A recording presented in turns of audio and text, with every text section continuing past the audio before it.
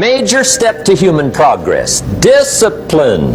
What could you make yourself do starting tomorrow that would change it all? No. Tell him. Get excited over your ability to make yourself do the necessary things.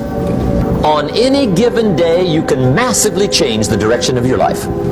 Murder is a clear example that any one person on any given day can forever alter the course of their life. It just happens to be a negative act. Just as sure as you can commit a negative act, you can also commit a positive act and forever alter your life whenever you wish. Now that's exciting. Now, to take advantage of the 21st century and this opening of the new millennium, how could you use the opportunity, even mixed with competition, and design for yourself an extraordinary economic and personal and social and business life for the future? How could you do that? Make this list. Number one, to take advantage of the 21st century, you need to learn more than one skill. We've watched people that had only one skill, right? The last 15, 20 years when the company downsized and the division they worked for in this company was eliminated, and now the guy loses his job and he'd been there 18 years. Now he's in economic difficulty, trying to find another job. Here's why he's having a stressful time. He only had one skill. Don't let that be you. Here's the next one. Communication. Learning to affect people with your language. One of the best phrases I could give you for the day, here it is. Don't be lazy in language. Don't be lazy in language, because the gift of language can create a career. It can help somebody see the way into the future. It can help somebody change from who they are to who they would like to be. It will help you to see the gift of your own intellect.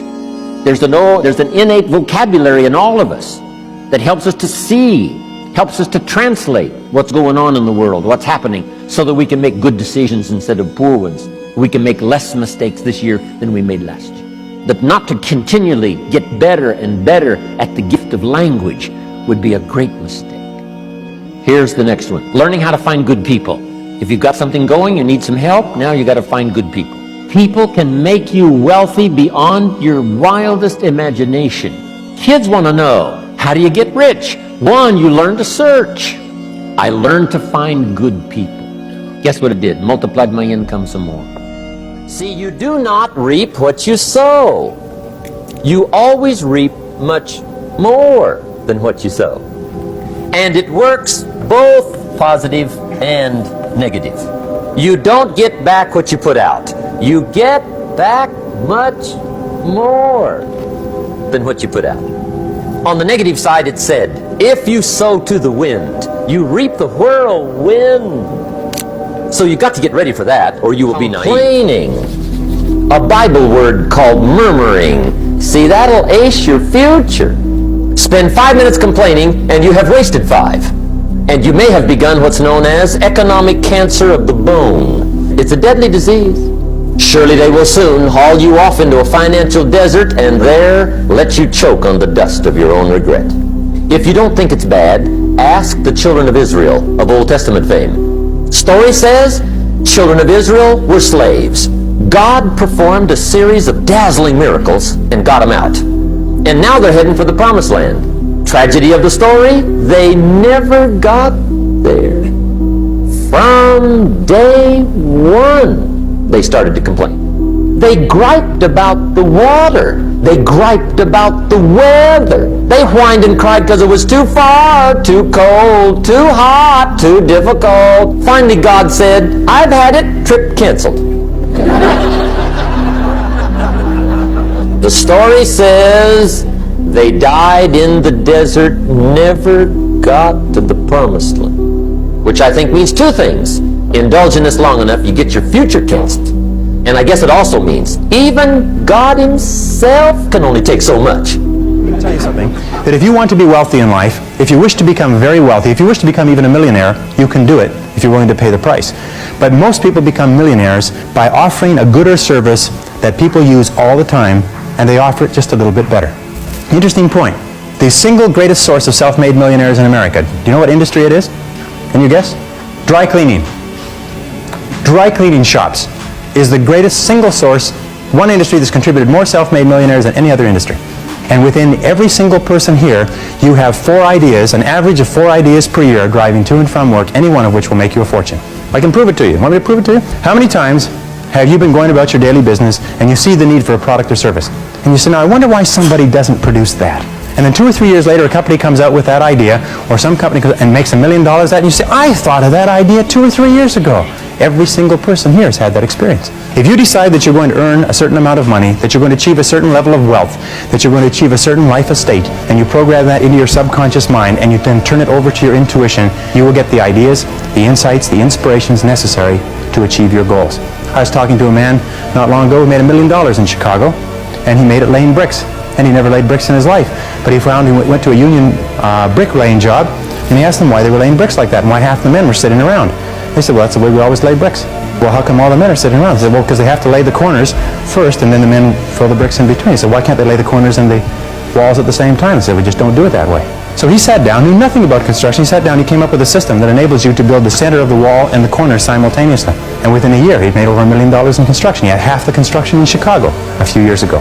And he could bid 40% under any company using the old method. And he didn't know anything about it. Look for ideas. Keep your mind open and flexible. Ask questions. Remember, one new idea is all you need to start a Courageous people are not people who are not afraid. They're simply people who master their fears. Now, Mark Twain said it many years ago. He said, with regard to fear, he said, do the thing you fear, and the death of fear is certain. But if you want to see if you're a brave person, what they call the 4 o'clock in the morning courage, wait when things go completely to pieces, when things are the worst, when your very best deal falls apart and your rent is late and you're tired and you're sick and everybody is mad at you and your car doesn't work, then it's the person that picks themselves up and says, nothing is going to stop me. You know, the best quality in the world that you can develop, and I give it to you because I made it my life's habit to develop this quality. I hope I've got it, but I don't know for sure. But the quality is to develop the quality of being unstoppable. Say in yourself that no matter what life throws at me, it'll never stop me. No matter how rough it gets, I will never quit, and nothing will ever stop me. Make the decision that you can be tired, you can be worn out, but nothing is ever going to stop you. Life is very perverse in a way because the more we seek security, the less we have it. And the more we seek opportunity, the more we have security. Helen Keller said this beautifully. She said, life is either a daring adventure or nothing at all. 80-20 rule. It says that 80% of the value of what you do will be contained in 20% of the things that you do. What does this mean? It means that if you make a list of 10 things that you have to do today, you will find that 2 of those things are worth all of the others put together. Now, the difference between highly effective people, as Alfredo Pareto said, was that highly effective people work on the vital few versus the trivial many.